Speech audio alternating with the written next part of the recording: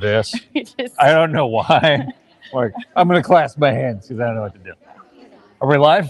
Oh, we're live. Okay. All right. Well, you all got a dissertation on me not knowing what to do with my hands now with these live videos. I'm Doug Jenkins with the Findlay Hancock County Chamber of Commerce. We just wrapped up Fresh Brewed Business for June. A very interesting Fresh Brewed Business, as they all are. This one in particular talking about the April 8th solar eclipse in 2024. Jaclynn Hohman from the city of Findlay joining me to talk a little bit about that.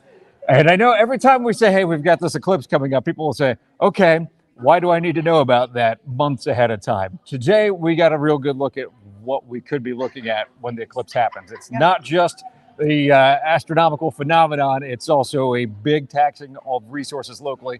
Jaclynn, what are we expecting in Findlay and Hancock County? yeah, so in Findlay and Hancock County for the 2024 eclipse, we are looking at a big influx of visitors to our community, meaning that we need to prepare our resources and be in open communication with local businesses, organizations, safety services in our community. Our population could double to almost triple in that time frame. So having said that, our roads will be very full, making sure that cars are keeping moving, and that increases the need for also our safety services. So let's talk about just some of those things. We know that, like you said, we're going to see that influx of population, and that's not just on that Monday. It's a Monday, so you have to imagine a lot of people are going to make a weekend out of it. So if you're thinking, all right, well, I'll get all my groceries on April 7th, you might want to do that ahead of time. Yeah, absolutely. We've been in contact with other communities similar to Findlay's size that experienced a 2017 eclipse. And they said that their population began expanding 4 to 5 days even before the eclipse, and that some people do stick around for a little bit afterwards. So if you're making plans, make sure that you're thinking ahead, as Doug said.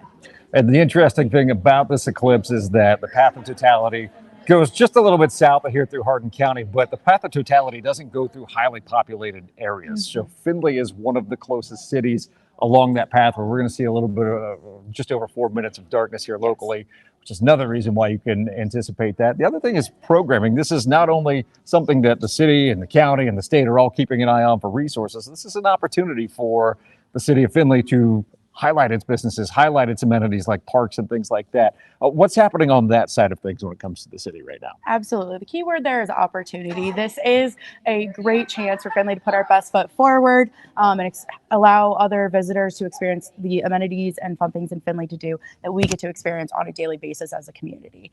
I know in advance next year, our library will be hosting Imagination Station as their community read for the spring, which is a great chance for children and families to go to the library and learn more about the more educational aspects of the eclipse. This is an educational opportunity. And I know that our businesses will be hosting still in talks, but some fun events leading up to the days of the eclipse. As we said, the population will be able to expand at that time. And there is a website put together, I believe Findlay Eclipse 2024 is the website. Yes. Glad I got that right as I say it live. We'll put a link to that in the description here on the video so you can see all of the different planning that's going into it. But this is an opportunity where we've seen a lot of collaboration between not just the city, not just the county, but the EMA is involved.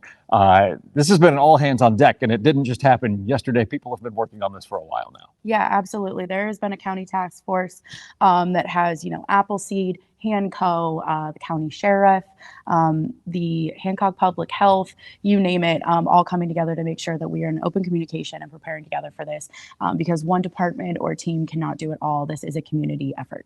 Jaclynn, thank you for joining us. Yeah. Thank you for speaking at Fresh Brewed Business today. If you missed Fresh Brewed today, we'll probably have some more podcasts on this topic as well. Just search for Chamber Amplified in your favorite podcast player. We'll have more information coming out in the months leading up to April of 2024. For Jaclynn Hohman, I'm Doug Jenkins with the Findlay Hancock County Chamber of Commerce. Have a great day, everybody.